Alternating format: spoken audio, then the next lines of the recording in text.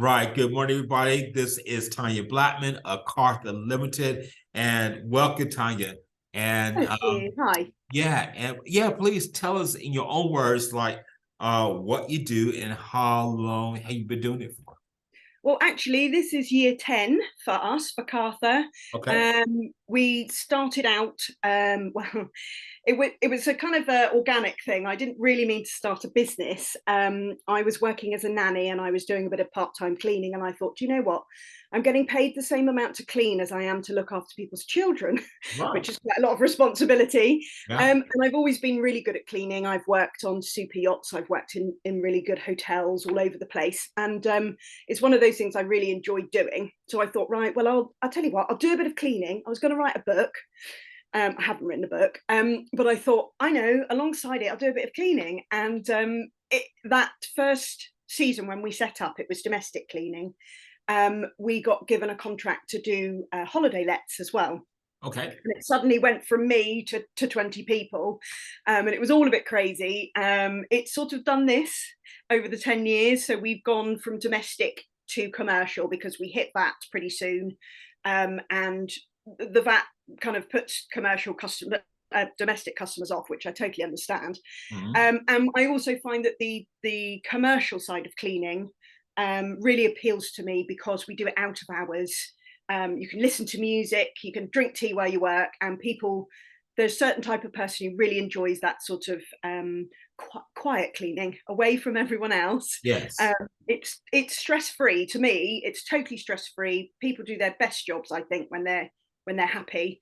It works really well for us. We're also really, really well, me personally, really into deep cleaning. Nothing I like more than taking something that's just a complete wreck. Yeah. And just polishing it up and just being like, ta-da, at the end. That's my favorite. Wow. And I get that. Obviously, tell you, I used to be in the military as well, Yes. and cleaning. I mean, it was all about attention to detail. Yeah. You know, Love it. and just making sure looks something that was rubbish to something that's like so beautiful. It's definitely rewarding. There, great, fantastic, and obviously, you say you've been doing it for 10 years now. And I guess the landscape business has changed. Everything has changed over the last 10 years, especially with COVID. That has really impacted businesses, regardless of what sector you're in. And for yourself, can you tell me how COVID impacted you as a business leader in your business? Yeah, it was like everybody. It was a real shock and like, what are we going to do? What it did for me is gave me a massive kick up the arse Okay. to stop sort of bumbling along as if I was still a domestic company. We had lots of clients that we'd had for a long time. They were all lovely. We got on really well with them. It was a trust relationship. They weren't signed to any contracts or anything because they'd used us for years. We'd had no problems with them. Suddenly I'm getting phone calls from all these clients saying we're going to have to cancel cleaning. And I just panicked and thought, well, I've got all these wages to pay. I've got the staff. What am I going to do? And it made me think, do you know what? We really need to make this a more definite arrangement. We need to get the client signed into contracts because, when it comes down to it, it shouldn't be my cleaners who are out of pocket. Something like that happens, like complete panic. I mean, obviously the government did do lots of schemes to help out and it did really help out. But that initial panic to me was like, whoa, I've really got to get a bit more professional about this. I mean, Yes. I was always professional about the job, but the side of things where clients had almost become friends doesn't work in those kind of situations, because when you're left with staff sort of standing there saying, where's our money going to come from for our rent and whatever, then you think, actually, this needs to be more professional. I mean, luckily, cleaning was one of the professions I think that COVID kind of worked for, because people suddenly started, the kind of people that we'd maybe for a couple of years been chasing, saying, look, we'd really like to clean for you. You've got a nice office building. We could make it look 20 times better. Give us a chance. Those were the kind of people that were then calling me and going, actually, we do really need you. You know what you're doing. You know how to hygienically clean. We want to protect our staff. This is really important. So it was great in some ways. It was terrifying in other ways for lots of reasons. But cleaning suddenly became something that people took seriously, whereas before they were very much like, oh, we'll just do it ourselves. And when Mm, something like that happens, people think, oh, actually, this isn't something we can do ourselves. We don't know what we're doing. yes. So in that way, it was positive for us. People took the way that we would look at cross contamination, and we use coloured cloths for certain areas. We use coloured mops. We use certain chemicals for certain. People suddenly started realizing there is a point to that, and yes, it does cost more money to do it that way. But my God, is it worth it when something like COVID happens? Yes. Yeah. Um, but yeah, so a big shake up, like it was for lots of people, big shake up to like, right, okay, let's get on with this. And we were lucky in that 3 months in, we just stuck, we were going back up again and just roaring ahead because we were getting call after call after call from people. Sure. So yeah, so although I don't want to say it was a good time, it worked well for cleaning. No, it honestly did, because out of COVID, there's some good stuff that came out of that as well, and some positive stuff. It just wasn't all negative. And now that because we are starting to kind of come out of this COVID period, are you still having that same mindset for other business? Like, yes, we want to we're huge on hygiene now, and how's that worked out for yourself, your business? Well, nobody who at that point called us and said, please, can you help, has that now turned around and said, actually, we don't need you guys. Yeah. It was a really good opportunity for me to show people how well we do stuff. Okay. And I personally think, I don't want to sound like a massive big head here, but once people have seen how well we do it, Yeah. People don't cancel us and say, well, you're not doing a good enough job. That's literally not happened to us. So, Right. we would, so far, we're trucking on. It's getting busier and busier and busier. And I'm really pleased that we got to show some of those companies that we were the people to trust to do it. Because I know I can sell what we do very easily, because I know that I would bend over backwards to make sure that we did the best job possible. And so will all of my team. Yeah. Everybody wants to do it really well. It's really important to them, really good service. So yeah, it's all still cracking on at the moment. All right, that's great. And with that being said, what are the challenges that you facing now as a business leader? Well, obviously the cost of living crisis, I Yeah. think it's hitting us in a slightly different way. We've had a couple of clients who've sort of pulled back on their cleaning a bit because they're big offices and all of the office space is not being used as it was. Mhm. There are still some people working from home. As I say, we don't do domestic clients. And I think from what I know from other cleaning companies, domestic clients are really pulling back and saying we can't afford the cleaning.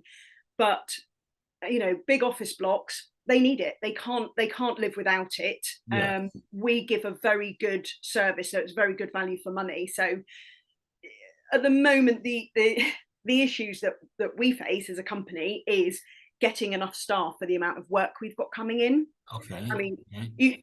we put out job adverts and we get lots and lots of applicants, but 25% of them are good, hardworking, trainable people, and 75%, unfortunately, it seems might be time wasters. So Oh, that, right. Okay. I think any sort of service company, hospitality, will all agree that staffing is tricky, really tricky. Since Brexit, really hard, really hard. I mean, there are still obviously really good people out there. But the before, when it felt very much like it was an employer's market and you could take your pick. Yeah. Now I think it's changed a bit. I think it's great because people are saying, well, what job do I really want to do, and where do I Yeah. want to be? And that's good, that's positive. But for me, I just want people who want to do the job and turn up and get on with it, which is, you've got to find the right people with the right attitude that want to Yes. work. That want to work, and that's committed as well. That's right. Yeah. Yeah. Yeah. I see. And I guess in that, what with those challenges that you had, and obviously, we talked about COVID. So, I mean, what have you found about yourself personally as a business leader? Oh, what, during COVID? Yeah, or just even now, up to now to this day. Yeah, what do you find like Yeah, now? but I think I've changed my mindset as well. So when I started out 10 years ago, like I say, I wasn't expecting to really start running a business, but Yeah. pretty much for 10 years, I've worked every single day. As you do, you know, you're self-employed, it's your own business. And I've kept going and going and going. And during the first lockdown of COVID, we sort of went down to about 25% of our clients that were still open during the lockdowns that we had to deal with. But that was the most time off I'd had in the lockdowns, and I went walking around where I live, and I had time with my family, and I was like, wow, I have been seriously missing out. I've put all of this stuff aside because I've been really busy building my business. But actually, I think it's very unhealthy. So I've been trying really hard over the last couple of years to take time out, to do the things I really want to do, to look at the business in a more unemotional way and say, look, what's going to make me money? It doesn't matter that I really love this client over here. They're great. They're a really nice person, but I make no profit out of them. Yeah. I'm doing them a favor by even turning, you know, what is the point of that? It's ridiculous. And trying to be really sort of look at it in a much less emotional way and think, this is going to make the company money. This isn't. That's the job I've got to go for. And not to take, I mean, we don't get complaints generally. We really don't. But any tiny little negative point before used to floor me, and I'd be like, oh God, what am I going to do? And I've stopped now. I'm like, you can't take it personally. Just go and fix it. I mean, we always will. We'll, as soon as somebody calls, we'll go straight away and fix it. But I would have nightmares about stuff like that. Whereas now I'm like, no, calm down. It's not that big a deal. You're going to sort it out, and everything's going to be fine. Yeah. So yeah, change my way of looking at it rather than it being my entire life. You know, it's a business, and I got to pull away from it sometimes as well. I think when you're away from it and you've given yourself time and you're doing something that you really like doing, you actually have really good ideas about what you want to do with the business, and you come to it the next day with a much fresher outlook on it, rather than just being constantly stressed and like, oh God, I haven't done this, I haven't done that. You know, it doesn't serve anyone in the end. My poor team were just dealing with me being a complete ball of stress all the time. Oh my goodness, Sarah. And what advice would you give to maybe an 18-year-old who wants to start their own business? You know, and what would you say to them? What advice would you give them? Just to an 8-year-old, did you say? Or someone? 18-year-old. Oh, 18. Sorry. Not 8-year-old, but 18. So I tell it to if an 8-year-old asked me, I'd go, don't do it. Run along. Don't do it. You know what? I'm on a lot of Facebook groups about cleaning companies. And as you can tell, I like talking. And I like nothing better when people come on, because there are people on there who've just started out and they ask questions all the time. What could I do about this? What can I do about that? And I really like to try and help them bypass all the horrible mistakes I made to start with. Okay. The things where you just say yes. You say yes to every single person who asks. They say, can you come round and clean my shed out on a Sunday morning at 6 a.m? And you're like, yeah, I can do that. And you make no money out of it, and it means you have no life. Things like that. So there's definitely so many tips I can give people who would want to start a cleaning company. Yeah. To just not, you've got to set up how you want it to look in your head and how days you want to work. And then if the people who are coming in asking you to do stuff, if it doesn't fit into that idea, don't do it, because you end up spending so much time working somewhere where you don't really want to be. It's not making you any money. It's making you really tired. There's no point to it. And you can do that for 3 or 4 years, thinking that you're just working really hard and getting ahead, when actually you're just sitting still and it's not getting you anywhere. Yeah. But I mean, people gave me this advice when I started, and I didn't listen to a word of it. Oh wow! But now you're giving it. That's great. Fantastic. Now I get it. Yeah. Yeah, exactly.